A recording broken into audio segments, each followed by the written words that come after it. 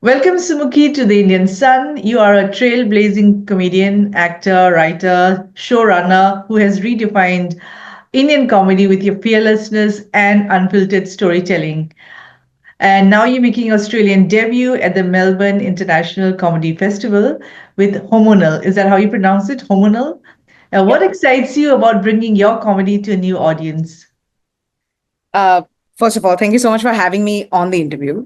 I'm very excited, and this is. I think there are three layers to my excitement.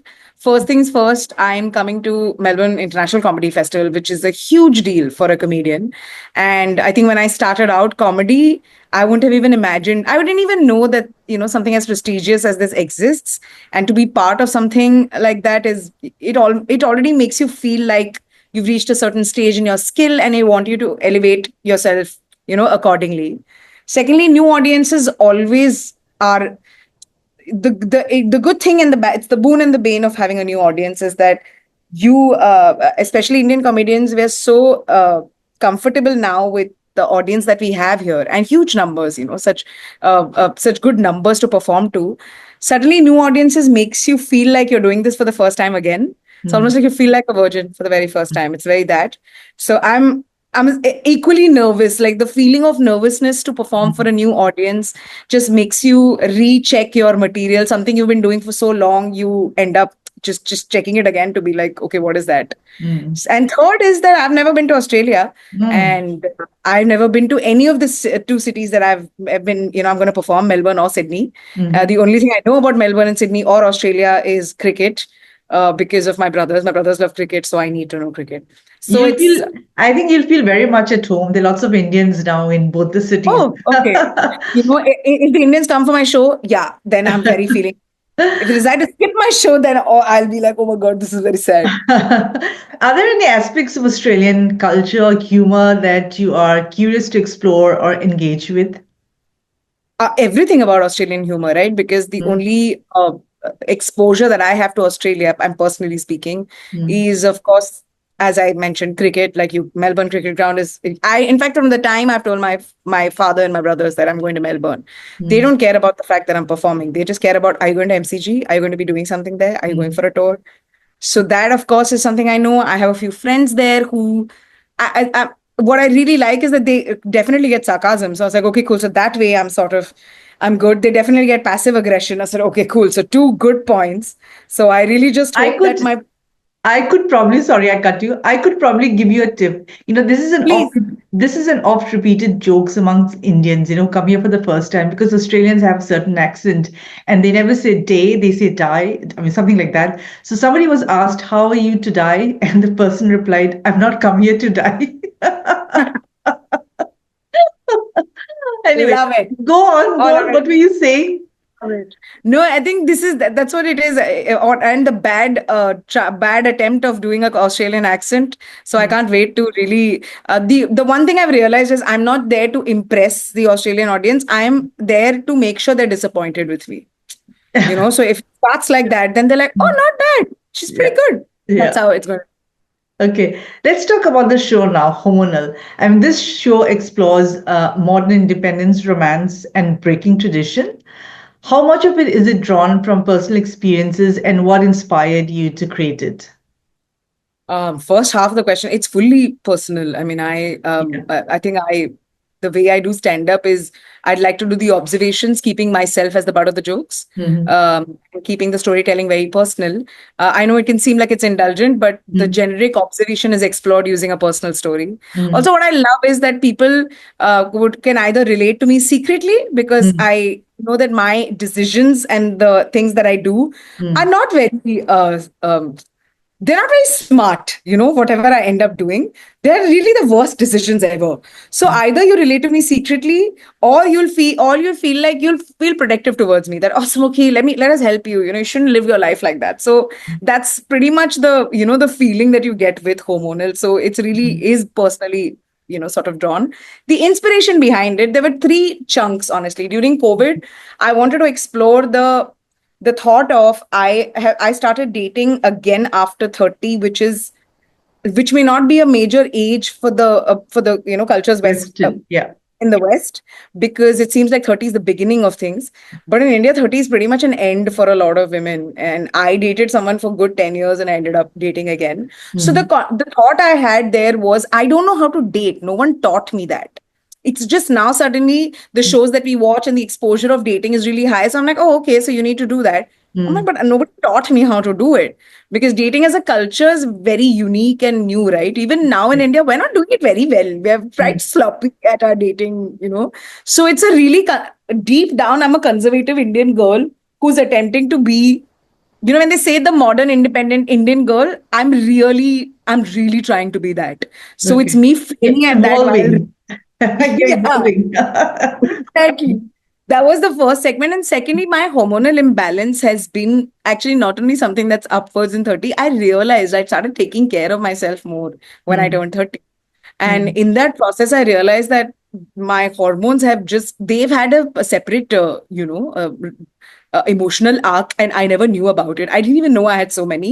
And Mm. I didn't even know that women every day is either a roller coaster or there is a standard. It's just what we're managing is crazy. So when I Mm. met my gynecologist, I was like, okay, cool. These two make some sense for me.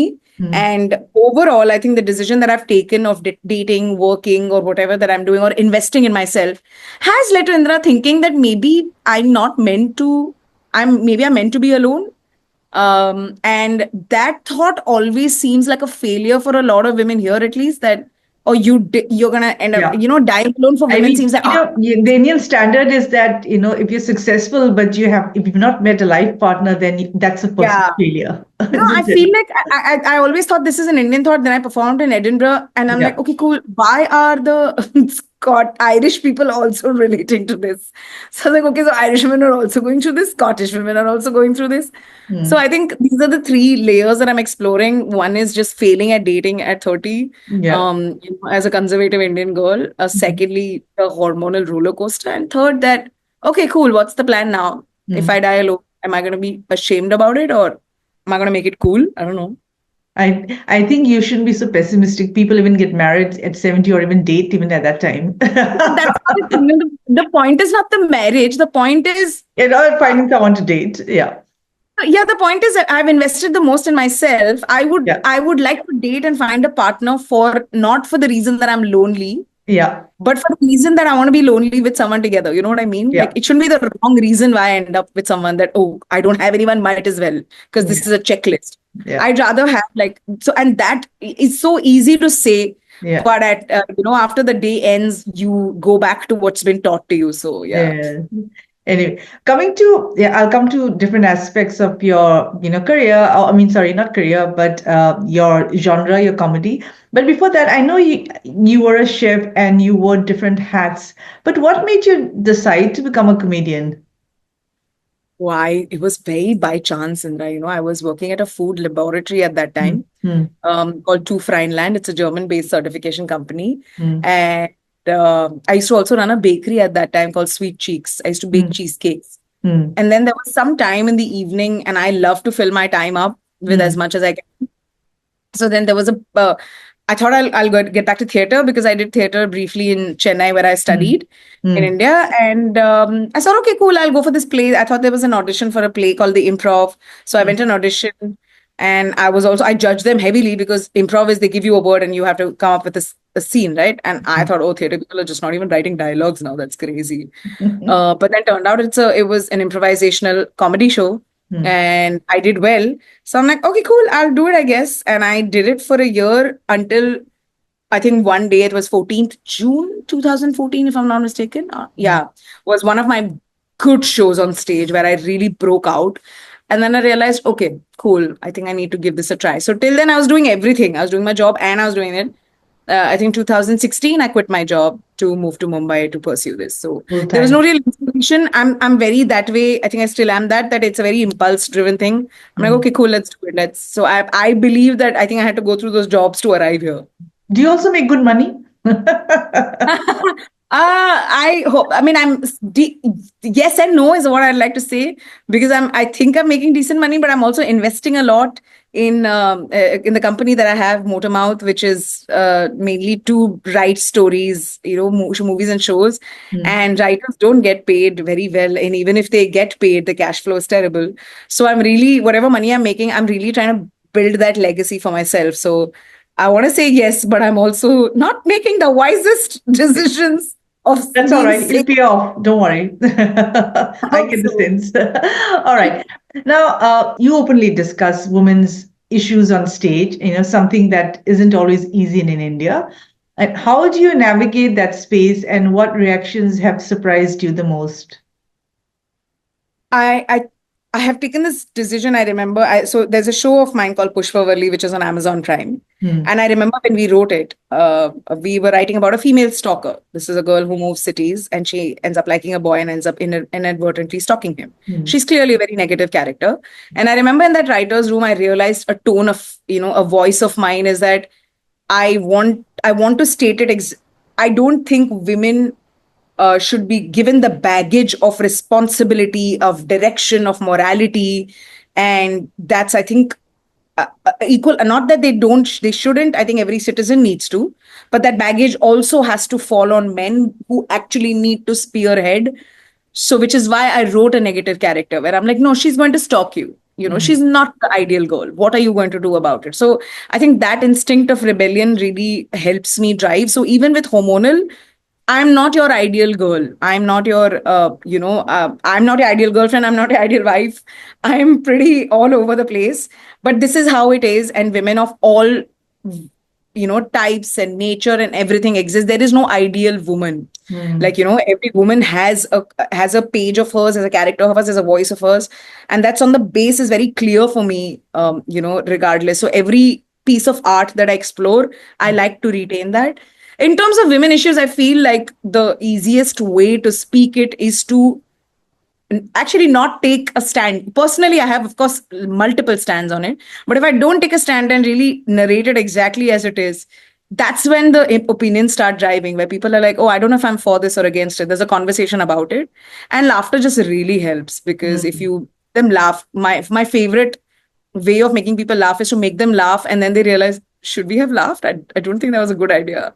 So I really try to take Yeah. the back route, and then Mhm. suddenly I'm like, oh, you thought about it, just saying, just Yeah. putting it out there. Yeah, you want people to laugh as an afterthought. Okay, Yeah, now as a comedian, actor, writer, and showrunner, how do you approach storytelling differently in stand-up versus scripted content like Pushpavati? I have more discipline I mean, that's slightly mean of me, but I have slightly more discipline when it comes to writing, especially fiction. Like I make sure that the story, screenplay, and dialogues are a certain way, or there is timeline, there's discipline. But in terms of stand up, I keep it more free flowing. Mm-hmm. I prefer to perform first and then write. Mm-hmm. With fiction, I make sure that there's a good amount of writing and keep in mind the voices that are going to speak the dialogues, etc. So slightly more stricter in fiction writing and more fun and I think free flowing and improvise lots of improv during stand up writing. Yeah. And Pushpavati also won you the Filmfare Award, isn't it? And it was It did. resonated It did. I was very surprised. I was like, widely. oh my God. Yeah, Yeah, yeah, I didn't even. When we made it, we didn't think. We were really hoping that 10 yeah, people watch it. When yeah, people watch it, we're like, oh, okay, cool. I guess that's yeah. great. Yeah, and I'm sure you are expecting that level of connection with audiences here too, isn't it? I I mean, mean, honestly, I'm not expecting. I'm just going to make sure that's a party. yeah, Hormonal always has been yeah, as a show. The yeah, audience has had a great time. Like in Edinburgh once, when I think I could do only half the show because the duration, yeah. we had only 55 minutes. I remember the last show I made everyone in the audience dance on Kajrare. Uh, I said, "No, gotta dance because so it's really the promise of the show is that it's a full night out, like it's a girls' night out. It's yeah. a full party. Guys want to come, they're really gonna have a great time. No pressure. Girls, man, they're gonna have a blast for sure. Mm. You performed in Edinburgh, and which other international platform? Is that the first Uh, one? I didn't know. I did Edinburgh last year. Before that, I did a small Europe tour. I did it Dublin, Birmingham, Okay, Oslo, Copenhagen, okay. Zurich, and Stockholm. I think, yeah, Yeah. What I want to ask Amsterdam. you, yeah, and what the question is, how do international audiences react to your humor? I was very surprised. They kind of like it because I think the vibe is full party. And Mhm. I also don't alter my set too much. I think the Mhm. biggest thing you need to get used to with me is my pacing. I speak really fast. Mm. So once I address that, hey, listen, this is going to run on 2x. So program your brain already. Then they're like, okay, we got it. Okay, cool. So I think that my biggest alteration that I do is with that. But Yeah. apart from that, honestly, the universal nature of the show, it really is that way. Mm. The self doubt of it, the impulsiveness of it, the Mhm. it's all there for people to either relate to or advise for. Mm. And where do you decide, to push your boundaries, in your comedy? Push my boundaries. I don't consciously do that because I think I stick to what is the story, what is the narrative of the show. And Mm. if that deserves for me to push it, then yes. But if Mm. I'm doing it for the heck of it, then it just Mm. seems like a gag for me to get an applause. And you get that applause, but you feel really tacky. I'm like, oh, I don't want to do that. Yeah. The real purist in me and the fiction Mm. writer in me really goes very, no, that's not right. Mm. So I think if it genuinely does comes from an honest thought, then yes, that pushing that boundary makes sense. But if you're doing it to get an applause or to get eyeballs, it may not last. That's my thought. How do you hone your skills? Do you feel you have to work on it, practice, or we sometimes think comedians are just naturally funny people, but I'm sure that's not how it works. I'm sure you have When homework to do. Actually, naturally, we're sad people. Like, if you meet us after the show, we're very, like, quite sad. We once in a while, we're all fun, but otherwise, we're very zoned out people. I think honing your skill, especially with stand up, it's like music, right? You can't give up on your practice. You Mm. need to practice continuously. You need to do open mics, and not only with your performance, but also, I think that's why also I ended up becoming a writer because if I wouldn't have been a writer, I wouldn't have written every day. Like Mm. now today, with the fear of deadlines, with the fear of multiple things that I do, I as a rule write every day. So I think my motivation comes from the fact that I constantly think like this is not the best that you are, and if you need to be, then you need to keep doing this again and again. So Mm. yeah. Any future projects after Hormonal that you want to share? My show Royals, which I acted in, is coming out on Netflix. It's a fun rom com, What's the date? and I think I don't know yet. They've not announced it, but it looks like it's going to be in the next 3-4 months. It's going to come on Netflix. I'm Okay. very excited about it. I just dubbed for it, and Mm. the character was very exciting because it was written for a boy first, for a man, and it was also a smaller role. It was like a 5-day shoot for the show, but I think as I auditioned for it, first they made it for a girl. But for as a character, Mm. and also the writers are kind enough because the script was not written for me as a character. So Mhm. I did 30 days of shoot and I was allowed to improv on set. I genuinely had too much fun. So the team was very supportive that way. So I'm excited about that. Yeah. And I'm writing a bunch of movies Mhm. for some good directors like Tushar Hiranandani, Mm. Vikramaditya Motwani. Those movies are coming out. And Lovely. this is something I've been working on for a while. I don't know if you know of Nisha Ganatra, who's a director of Freaky Friday Tour, which is coming out now. Mhm. So he's the one who actually brought me on to Royals, and Mhm. we've been friends for a while. So we're developing something. She's based out of the US, so I think it's time when I go to my US store, we're gonna shoot something there for sure. Yeah, you have a packed schedule, looks like. I, I Okay. don't I don't breathe. Yeah, that's you're lucky. I've given you some great tips on Australian humor. I think at the Please. start. Now, tell us about your Melbourne dates and why the audience here shouldn't miss your show. Should My Melbourne dates are from 27th of March March? to the 6th of April. Yeah. I'm going to be performing at the Powder Room. It's after your day's work, if you want a party which involves laughter, fun, and just a fast speaking Indian girl, please come for it. But it does not mean that it's only going to be funny and haha. I always end my set with a nice little sober moment. So it's a full Hindi film. It's like Okay. watching an Indian film where there's drama, there's comedy, there's Yeah. dance, there's emotion. Yeah. That's what I am. I'm a full Karan Johar movie. That's what I am. That's what hormonal is. We can always say there's Bollywood comedy coming. Yeah, yeah. It's just there may not be Bollywood in it, but I'm so Bollywood. Like the story is so emotional in Bollywood. Yeah. It's a roller coaster. You'll have fun for sure. Lovely. Thank you so much, Sumukhi, for sharing your time with us. And I hope you have a blast in Melbourne and Sydney. Thank you. Thank you so much.